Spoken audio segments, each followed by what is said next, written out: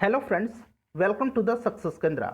दोस्तों 29 नवंबर 2020 को Bihar SI mains exam 2020 यानी कि बिहार दरोगा मुख्य परीक्षा 2020 समाप्त हो चुका है।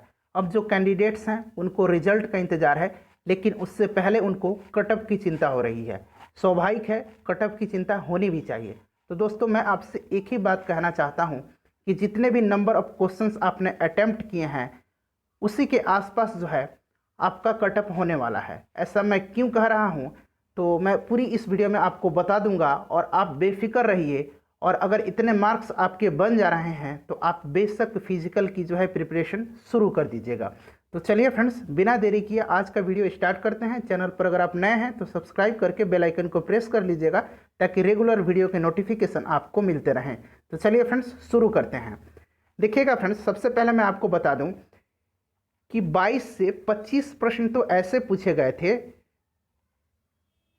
जिसको किसी ने सॉल्व नहीं किया होगा। बेशक कुछ लोग जो हैं तुक्का लगा के सही कर लिए होंगे, या फिर बहुत प्रतिभाशाली जो विद्यार्थी हैं वो सही किए होंगे 2-4 इसमें से। फिर भी मैं कहूँगा कि 20 प्रश्न ऐसे थे कि कोई अटेम्प्ट नहीं कर पाया होगा। तो आपका 100 में से 20 नंबर तो ऐसे ही माइनस हो गया, यानी कि 80 नंबर। अब उनमें से बहुत सारे जो लोग थे इस 20 प्रश्न में से वो तुक्का मारे होंगे, तो इसमें से कुछ निगेटिव मार्किंग भी बनने वाला है। ठीक है, तो आप देखिए, मैं आपको पूरी तरह से समझा दे रहा हूँ। देखिए ये प्रश्न कौन कौन से थे। तो सबसे पहले आप देख रहे होंगे कि कौन सा वर्ग फ्रांस के तृतीय स्टेट का हिस्सा नहीं था। एक क्वेश्चन ये है। दूसरा क्वेश्चन देखिएगा कि प्यूनिक युद्ध किसके मध्य लड़ा गया था। तीसरा क्वेश्चन, सारे प्रश्न मैं यहाँ पे उसका कलेक्शन लेकर आया हूँ। अनुवांशिक विकार, इसमें केंद्रक में 47XXY क्रोमोसोम हो जाते हैं। ठीक है, एक ये प्रश्न है। बेशक कुछ लोग गूगल से सर्च करके बता रहे हैं अब आंसर, लेकिन एग्जाम में निश्चित रूप से आपका ये प्रश्न गलत हो गया होगा। उसके बाद देखिए, निम्नलिखित में से कौन सा मुख्यमंत्री के विषय से सही नहीं है। ठीक है, ये भी प्रश्न पूछा गया था। तो इसमें से 1% 2% लोग होंगे जो इन्होंने इसका सही जवाब दिया होगा। उसके बाद अग्रदिशिक वायस में पीएन संधि डायोड के अवक्षय क्षेत्र की चौड़ाई पूछी गई थी। उसके बाद देखिएगा पूछा गया था कि टोबिन टैक्स क्या है।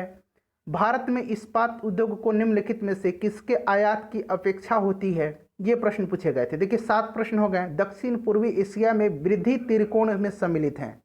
ठीक है, ग्रोथ ट्रायंगल ये पूछा गया था, जो कि वहाँ देश दिए गए थे 3 देश ऑप्शन में। उसके बाद लोकसभा में प्रथम विपक्ष के नेता कौन थे, ये प्रश्न पूछा गया था। तो इसमें से 2-3% लोग होंगे जो इसका आंसर बनाए होंगे। उसके बाद पूछा गया था कि ग्लूकोज का एक अणु एंजाइम उत्प्रेरक श्रृंखलाओं की अभिक्रियाओं द्वारा पायरुलिक अम्ल के 2 अणुओं में टूट जाता है, इस क्रिया को क्या कहते हैं। तो देखिए फ्रेंड्स, आपका साइंस का लेवल था ना, थोड़ा सा टफ रखा गया था। उसके बाद देखिए पूछा गया था कि निम्नलिखित में से भारत में सदाबहार वन कहाँ पाए जाते हैं। 4 स्टेट्स के नाम दिए गए थे, इनमें से भी 1-2% लोग इसका आंसर दे पाए होंगे। उसके बाद देखिएगा कि राज्य विधान परिषद के संबंध में निम्नलिखित में से कौन सा कथन असत्य नहीं है। ठीक है, माफ कीजिएगा, असत्य है। ठीक है, असत्य है। इसमें से कथन पूछा गया था कि कौन सा असत्य है। तो 4 ऑप्शन दिए गए थे। ये भी प्रश्न आसान नहीं है। जो लोग डीप स्टडी किए होंगे वही लोग इसका आंसर बता पाए होंगे। आप अपने दिल पर हाथ रखिए और आप खुद सोचिए कि कितने % लोग इसका आंसर दे पाए होंगे। उसके बाद देखिएगा कि शिवाजी से संबंधित निम्नलिखित घटनाओं का सही क्रम पूछा गया था। उसके बाद देखिएगा 14 नंबर प्रश्न कि निम्नलिखित में से कौन सा प्रत्यक्ष लोकतंत्र का साधन नहीं है, ये भी प्रश्न पूछा गया था। ठीक है, तो देखिए अभी तक हम लोगों ने 14 प्रश्न को देखा और 14 प्रश्न में से मात्र 2 से 3 प्रश्न ऐसे हैं जिनको कि 2 से 3% लोग ही इसका आंसर दे पाए होंगे।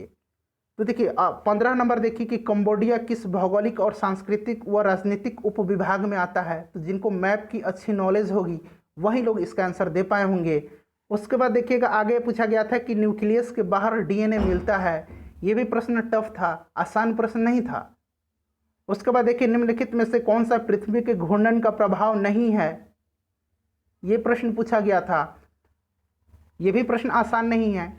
उसके बाद देखिएगा कि अल्फा टॉक्सिन यानी कि अल्फा विष का उत्पादन होता है। बहुत सारे लोग विषाणु वायरस लगा के आए हैं, ये प्रश्न भी टफ था। तो देखिए साइंस थोड़ा सा टफ पूछा गया। और फ्रेंड्स आपसे मैं एक इंपॉर्टेंट बात बता देना चाहता हूँ कि अगर आप बिहार की किसी भी एग्जाम्स की लाइक बीपीएससी, उसके बाद बिहार दरोगा की जो नई वैकेंसी आई है, Bihar forest guard, Bihar police driver, forester, तमाम एग्जाम्स की तैयारी कराई जा रही है। बिहार एसआई जो 2020 की नई वैकेंसी थी उसके लिए तो करीब करीब 70 से 80 वीडियो हम लोगों ने कवर किया है। बीपीएससी का तैयारी लगातार चल रहा है, फॉरेस्ट गार्ड का चल रहा है, बिहार पुलिस ड्राइवर का चल रहा था, अब फिर से स्टार्ट होने वाला है। तो अगर आप पहली बार आए हैं तो सब्सक्राइब करके बेल आइकन को दबा लीजिएगा, और इस चैनल के माध्यम से बिल्कुल जेन्युइन इन्फॉर्मेशन दी जाती है आपको। उसके बाद 18 नंबर देखिए अल्फा 20 पूछा गया था। 19 नंबर देखिए कि कौन सी अनुसूची द्वारा स्वायत्त शासी जिला परिषद की स्थापना का प्रावधान किया गया है। तो ये अनुसूची 6 में था, तो मैक्सिमम लोग इसका भी आंसर नहीं दे पाए होंगे, 1-2% लोग इसका आंसर दे पाए होंगे जो शायद बीपीएससी लेवल की प्रिपरेशन कर रहे हैं या फिर यूपीएससी की तैयारी करते हैं, वो लोग दे पाए होंगे। आप गूगल में इवेंट सर्च कीजिए, ये आपको नहीं मिलने वाला है। ठीक है फ्रेंड्स। उसके बाद काफ़ी डीप प्रश्न ये पूछा गया था। उसके बाद देखिएगा 20 नंबर की भ्रूण और गर्भाशय के बीच संवहनी संपर्क बनाने वाली संरचना को क्या कहते हैं। देखिए ये प्रश्न भी शायद कोई बनाए होंगे। तो देखिए इस तरह के मैं आपको प्रश्न दिखाता हूं, और इसीलिए मैं बता रहा हूं कि आप निश्चिंत रहिए कि आपने जितना भी बनाया है वो गुड अटेम्प्ट था, और उसी के आसपास जो है कट ऑफ रहने वाली है। उसके बाद फैराडे का नियम पूछ लिया गया था। फैराडे का नियम आप में से 50% लोगों को पता नहीं है। मैं दावे के साथ कहता हूँ कि जिनका साइंस अच्छा है, जो टेक्निकल फील्ड से हैं, वहीं फैराडे का नियम जो था पूछा गया था वो बनाए होंगे। रियल है, अपने दिल पर हाथ रखिए, बेशक आप कुछ भी लिख सकते हैं कमेंट में, आपकी मर्जी है। उसके बाद भारत में वरीयता का सही क्रम चुनने के लिए बोला गया था। तो देखिए ये जो वरीयता का क्रम था ना, इसमें से भी 50% लोग गलत बनाए होंगे। गारंटी के साथ मैं कहता हूँ 50% लोग ये भी जो है गलत बनाए होंगे वरीयता का क्रम। उसके बाद देखिएगा 23 नंबर की कवक की कोशिका भित्ति बनी होती है। तो ये भी जो है 50% लोग गलत बनाए होंगे। तो कवक की कोशिका भित्ति कैटिन की बनी होती है, मैक्सिमम लोग इसका गलत आंसर बनाए होंगे। उसके बाद पॉलिशदार उपकरण किस युग की विशेषता है, ये भी प्रश्न जो है बहुत कम लोगों ने इसको अटेम्प्ट किया होगा। उसके बाद देखिएगा कि अकबर ने किसके नेतृत्व में चित्रकला का एक पृथक विभाग की स्थापना किया था। तो अब्दुल समद के नेतृत्व में किया था। ये भी काफ़ी लोग गलत बनाए होंगे। तो देखिए ये 25 प्रश्न तो ऐसे हैं जिसमें कि गलतियां हुई होगी, लेकिन इसके अलावा और भी प्रश्न हैं। जैसे मैथ का 2 जो प्रश्न पूछा गया था वो शायद पूछा गया था आपको ज्योमेट्री से। उसके बाद कुछ रीजनिंग से प्रश्न पूछे गए थे। इस तरह से आपको देखिए 25 में से आप चलिए 5 प्रश्न ले लीजिए कि कुछ लोगों ने बनाए होंगे, फिर भी 20 प्रश्न इसमें से रहे, यानी कि 80 नंबर मैथ से 2-3 क्वेश्चन रीजनिंग से। ठीक है। तो उसके बाद 23 नंबर और कुछ और भी जीके के क्वेश्चन थे जो कि कंफ्यूजिंग थे, और उसमें ह्यूमन एरर होने की संभावनाएं काफ़ी ज़्यादा हैं। तो आप ले लीजिए 75। ठीक है। 72-75 जो रहा है, मैं यहाँ लिख देता हूँ साफ साफ, 72 से 75 जो रहा है वो गुड अटेम्प्ट रहा है। ठीक है। 72 से 75 जो रहा है वो गुड अटेम्प्ट रहा है। ठीक है। और इसमें से कुछ निगेटिव मार्किंग हो जाएंगी। तो फ्रेंड्स मैं बताता हूं आपको कि कट ऑफ कितने रहने वाली है, और वीडियो अगर पसंद आएगी, आपको जेन्युइन लग रही होगी, तो वीडियो को लाइक और शेयर जरूर कर दीजिएगा। चलिए जानते हैं कैटेगरी वाइज कि कट ऑफ कितनी जाने वाली है। आप फ्रेंड्स यहाँ पे मैंने लिखा है कैटेगरी मेल, और 200 जो था 200 नंबर का आपका पेपर था, आपने एग्जाम दिया है, आपको पता होगा।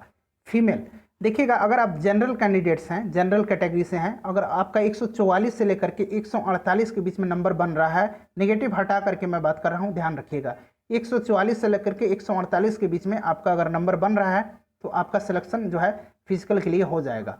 उसके बाद अगर आप फीमेल हैं और जनरल कैटेगरी की हैं तो आपका 114 से 120 के बीच में अगर नंबर बन रहा है तो आपका भी सिलेक्शन हो जाएगा। ध्यान रखिएगा 2 नंबर आप प्लस माइनस लेकर चलिएगा, यानी कि 2 नंबर पीछे कीजिएगा और 2 नंबर आगे कर लीजिएगा। ठीक है। उसके बाद EWS वालों के लिए मेल कैंडिडेट्स, अगर आपका 68 से 70 प्रश्न सही हैं, यानी कि 136 से लेकर के 140 के बीच में आपका नंबर बन रहा है, तो आपका भी जो है फिजिकल के लिए सिलेक्शन हो सकता है। उसके बाद जो फीमेल कैंडिडेट हैं उनका अगर 110 से 114 के बीच में बन रहा है EWS के, तो उनका भी सिलेक्शन हो सकता है। उसके बाद अगर हम बात करते हैं बैकवर्ड क्लासेस की, तो मेल कैंडिडेट अगर 140 से 144 के बीच में आपका नंबर बन रहा है, 70 से लेकर के 72 तक आपके प्रश्न सही हैं, नेगेटिव हटा करके, तो आपका भी सिलेक्शन हो सकता है। और फीमेल कैंडिडेट के लिए देखिए, जो बैकवर्ड क्लासेस की फीमेल कैंडिडेट है 3% जो है उनका रिजर्वेशन था, तो अगर 110 से लेकर के 116 तक आपका नंबर आ रहा है तो आपका भी सिलेक्शन हो सकता है फिजिकल के लिए। उसी प्रकार EBC के लिए देखिएगा, EBC के लिए अगर 134 से लेकर के 138 के बीच में मेल कैंडिडेट का अगर नंबर बन रहा है तो आपका भी सिलेक्शन हो सकता है। और फीमेल जो है 106 से लेकर के 110 के बीच में अगर आपका नंबर आ रहा है तो आपका भी सिलेक्शन हो जाएगा। फ्रेंड्स आई होप कि वीडियो आपको पसंद आई होगी, तो प्लीज़ फ्रेंड्स वीडियो को शेयर जरूर कर दीजिएगा। उसी प्रकार अगर SC ST के आप कैंडिडेट्स हैं मेल है तो आपका 126 से 128 के बीच में अगर नंबर बन रहा है तो आपका भी सिलेक्शन हो सकता है। मैंने बता दिया है कि क्यों इतना कट ऑफ जाएगा। ठीक है, बहुत लोग जो है 100 में 100 बना कर आए होंगे, स्वाभाविक है। अब बहुत सारे लोगों से ऐसे मिलिएगा जो तो 90 बना के आए हैं लेकिन उनका सिलेक्शन नहीं होता है। आखिर रीज़न? उसी प्रकार अगर आप फीमेल हैं SC ST से तो आपके 104 और 108 के बीच में अगर आपका मतलब 52 से लेकर के 53-54 प्रश्न आपने सही बनाया है तो आपका सिलेक्शन हो सकता है। फ्रेंड्स, वीडियो को शेयर जरूर कर दीजिएगा और चैनल पर नए हैं तो सब्सक्राइब कर लीजिए और बेल आइकन को दबा लीजिएगा। देखिएगा यहीं आपका कट ऑफ रहने वाला है। मिलते हैं नेक्स्ट वीडियो में। Thanks for watching.